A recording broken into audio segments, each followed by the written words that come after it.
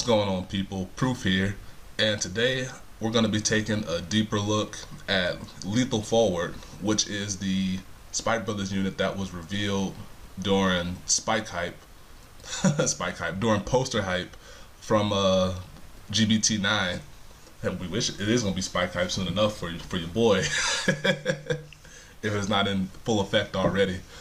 And first I'm going to read the unit, and then we're going to take another look at his artwork, which I think is pretty cool. And then I'm going to talk about the implications that he has on your first stride and your Miracle Ace turn. So he says charge, which of course, if you're not familiar, charge says when he's placed on your rear guard due to an effect, you may have him become charging or put in the charge state until the end of the turn. And if you do, you put him to the bottom of your deck at the end of the battle that it's involved in. And he's GB1 when he becomes charging until end of turn. He gets plus 2,000 power. And then red text when he hits the Vanguard. If you have a Vanguard with Rising in his card name, search your deck for up to one card not named Lethal Forward, call it to an open rearguard circle, and shuffle your deck. And so I think it's a really cool effect. And if we take a look at the art real quick, I'm not exactly sure what he is. He looks like he's a snake panther hybrid thing going on here. He's got missiles coming out of his shoulder pads, because you know that's how we do. I'm guessing that's his hair flowing in the background, that blue stuff back there with the lights flashing with the cameras, so he's clearly a superstar. He looks like he's wearing number 8, which I think, if I remember correctly, is Wonder Boy's number. So, but he's also a different jersey color. So in that context, it might be a different team from where Wonder Boy comes from, or it could be future Wonder Boy, juiced up out the gills, smashing people in the face. You never know. We'll find out soon enough, maybe. But effect-wise, on your first stride turn, he is arguably gonna become, depending on the rest of the stuff that comes out, he's arguably going to become your unit of choice to call out on your first stride turn, even more so than Cobalt Impulse if you're going for an on-hit pressure unit. The reason I say that is because our game plan as the Rising Miracle deck, if that's where this unit goes, depending on what the Rising Nova Stride does, if we're focusing just on Rising Miracle, our goal is to put as much pressure as we can on the opponent while being as conservative with our pieces as possible. And so what this does over what Cobalt does is that it allows us to get another attack in for free without committing a card from our hand, unlike the likes of Misery. And all you have to do is hit with him, and then you can call out a Dobe into your opposite column, because you're likely going to have both your front rows open going into your first stride turn. And so you can call out him through Rising Nova skill. He'll get +5, and then the additional +2 for having Rising. So he becomes 16,000. And then with any booster behind him, minus Liar Lips, he becomes a 21k and above column. And then if you throw any triggers his way, he becomes 26 or more. And then if he hits, which either your opponent's going to have to commit a G-Guard to it, which helps us out, or they're going to have to commit 2 cards out of hand at least for it. He hits, you can call out a Dobe, and then get another 21,000 attack off. And so effectively for 1 card out of hand, we just had a 3 attack turn, if you think about it, which is pretty amazing for us in the grand scheme of things.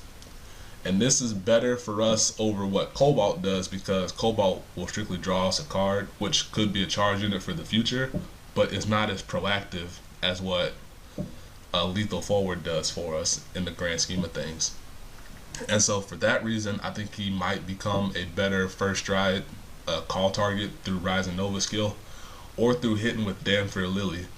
Because say you stride Danfer Lily first, and you hit while calling out a Lethal Forward, you now have 2 Lethal Forwards sitting on your front row, both of which can hit, both of which are attacking for at least 16,000 plus because of the +2, and Danfer gives +5.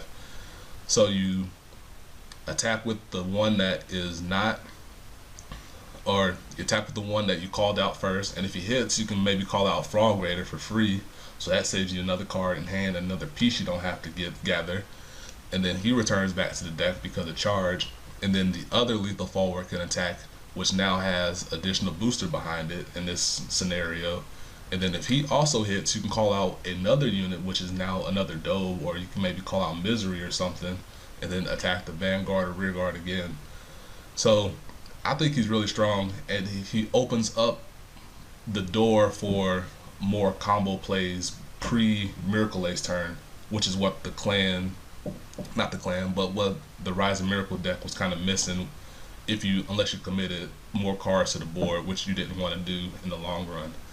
So to sum that all up, he provides more aggression, more proactive aggression, while not committing as much out of hand, which favors us in the long run. As for your Miracle Ace turn, if you're going for the game ending turn, he's a little more awkward, because if you have the normal setup of having a Misery in your front row already, because the way he's worded, on hit abilities and effects activate before the close step of the battle, which is where charge activates. So you can't have a charging lethal forward in the front row. You can't have him hit and then say charge, put him to the bottom, and then say lethal forward's on hit ability to call out a charge unit where he once was. It doesn't work that way, unfortunately. So either have to have an empty space in the back, or you're just gonna miss on his ability altogether. And so you have the option to thin your deck out if you have an open circle in the back row. Maybe call out another booster or something just to thin out your deck from non-charge units. Who knows? But in the scheme of your Miracle Ace turn, he's strictly going to be there for charge alone, more or less, unless you're missing a Misery and you choose not to call her out through Rising Nova's stride skill. But he still gets plus 2,000 power, and with him being an 11k attacker, this gives more importance to a Mood Maker, or if you get a Push the Soul draw trigger, which gives a Margot clone, which gives a unit +3, and we give it to Frog Raider. Getting that extra 3,000 or 4,000 power boost will put him in a new stage of power, which means more guard that the opponent has to commit on your Miracle Ace turn. Same with Hive Maker, if he's going to be played still. Same with Millie, which of course will be played.